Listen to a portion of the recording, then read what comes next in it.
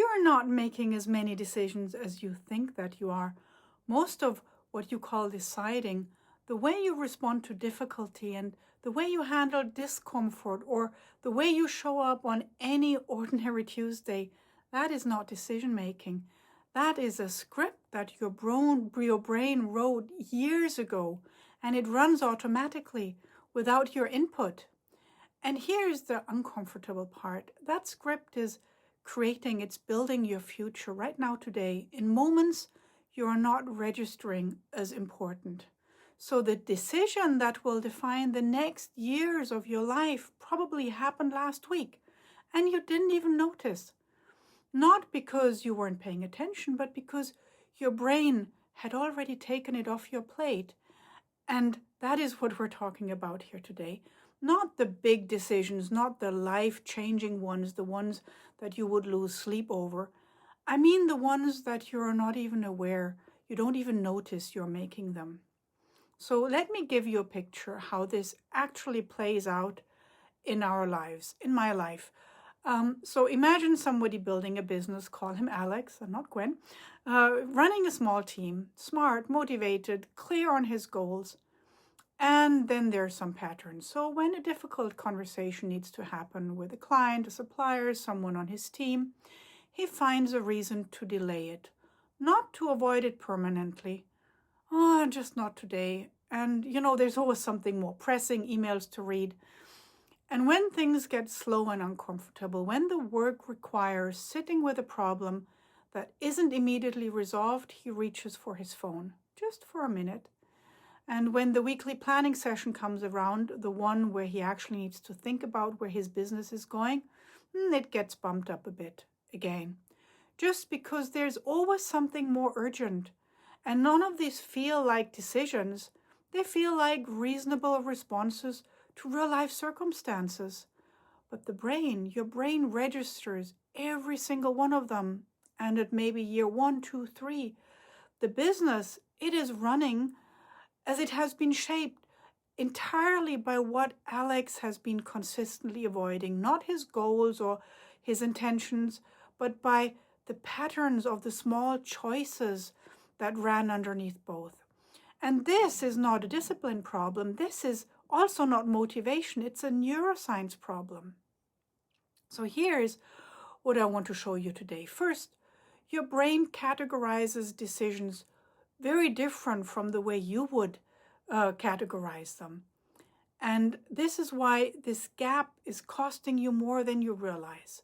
Secondly, the mechanism that takes a repeated small choice and permanently removes it from your conscious control. And why by the time you notice the pattern, it has already been running for years. And third, a simple forensic exercise that will show you in 20 minutes, and I'm sorry this one is longer than usually, exactly what your brain has been building on your behalf. So let's have a look at that. Start with a principle that is foundational to everything in neuroscience, which is commonly summarized as neurons that fire together, wire together. But it is actually called Hebbian plasticity. And what it means in practice is every time you make a choice, any choice, the neural pathway associated with that choice gets slightly stronger and more efficient and more likely to activate again under similar circumstances. And every time you make the opposite choice or no choice, that alternative pathway gets slightly weaker. So your brain is not neutral, it keeps score, and it does not distinguish between a decision you spend 3 hours deliberating over and a decision you made in just a few seconds without even noticing. It does not weigh things by importance, it weighs by frequency. So the small choice you make every day without thinking about, that is being reinforced far more powerfully than the big choice that you maybe make once a year with great deliberation. And this is why intentions are almost always irrelevant without behavior. Your brain is not building the future you intend. It is building the future your repeated patterns are wiring it towards. Now let's go deeper into that. Because there is a second mechanism that makes this even more consequential. Think of your decision-making as an iceberg. The part above the water, the decisions you're consciously aware of making, represent only a very small percentage of what is actually happening. The deliberate choices, the ones that you could explain if somebody asked you, that is below the surface. And those are, say, call it subcortical decisions, habitual, fast, automatic, operating below our conscious awareness. So, and you're not steering those, you're not executing them by thought, but they just happen. And when you repeat this type of automatic choice often enough, the brain does something remarkable. It takes that pattern and hands it off to a region called the basal ganglia. And this is a deep brain structure involved in habit formation and procedural learning. And once the basal ganglia takes over, the decision no longer routes through the prefrontal cortex. It no longer requires your conscious deliberation. It simply happens, it fires. And it is incredibly useful for things like learning to drive or to touch type. You want those processes to become automatic. You don't want to consciously manage every time you want to shift a gear. But the same mechanism applies to everything else. The avoidance patterns to reach to your phone, the skip planning session, the deferred conversation. Repeat any of those often enough and the brain makes them automatic too. They become like an app. They stop being choices and they become defaults. And defaults run silently in the background, building the life and business you did not choose. And the neuroscientist term for this is chunking. The brain bundles a sequence of behaviors into a single automated routine. And once chunked, that routine is remarkably resistant to change. Not impossible, but resistant, because by the time you notice the pattern, it has already been running for years. And here's what makes this particularly difficult. It is not just that small decisions add up over time. It is that after sufficient repetition, the decision ceases to be a decision at all. You have automated yourself successfully, and most people have no idea what they have automated because the process happens gradually, quietly, in moments that felt too small, too insignificant to pay attention to. Your goals tell you where you want to go. Your automated patterns tell you where you're actually going. And in most people, there is a significant gap between the two, not because you lack ambition or intelligence, but because we've never looked at what was running underneath. The same thing counts for me, but let's take poor Alex back as an example. The contractor, year one of avoided conversations, they're just uncomfortable. The phone reach is just a habit. The skip planning sessions are just busy weeks. At year two, the avoided conversations have become a communication style, and clients have learned not to expect directness. The phone reach has become the default response to any cognitive friction. The planning sessions have been replaced by reactive management, and at year through, Alex's business reflects all of this. The relationships are shaped by avoidance. Strategic thinking is shallow because of the habit of thinking deeply has been systematically interrupted over and over again. And the decisions, they are not decisions anymore. They are default. And Alex is working harder than ever and wondering why the results don't match the effort. And the effort is real, but it is being applied on top of a pattern that is pulling into a different direction. So, what do you do with this? Here is a practical exercise, and I call this the decision audit. See it as like a forensic mapping.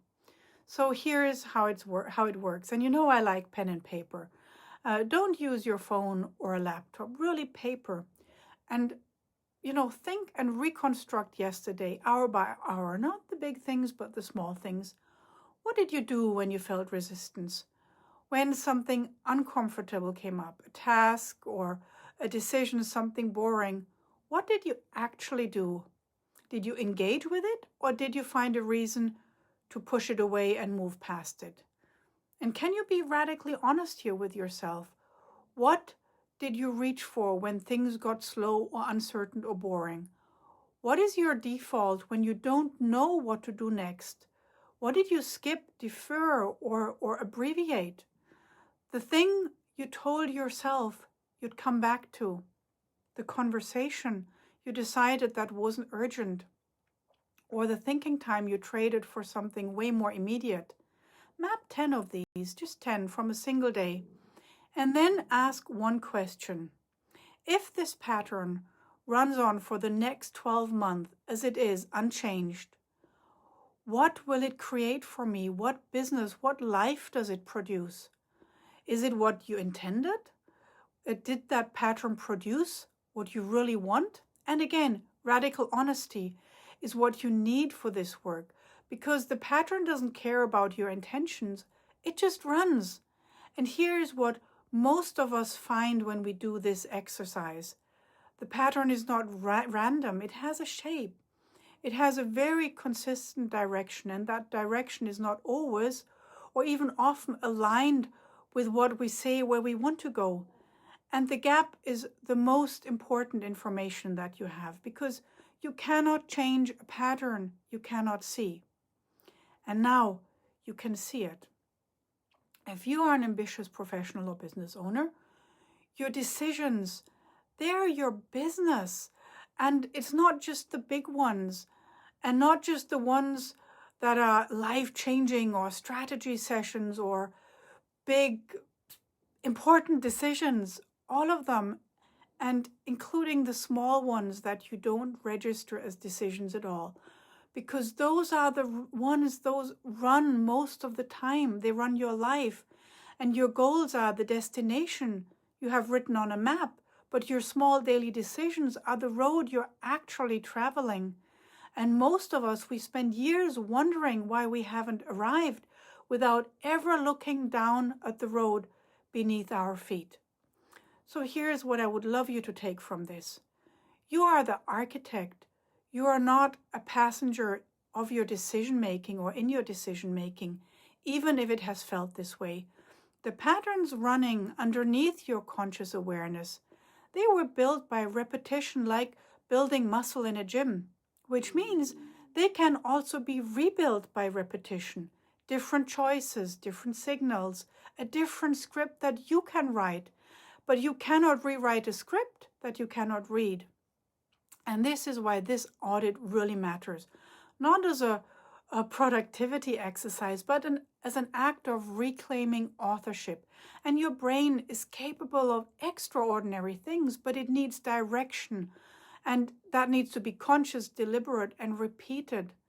Right now, something is providing that direction. And the question is whether it is you or automated.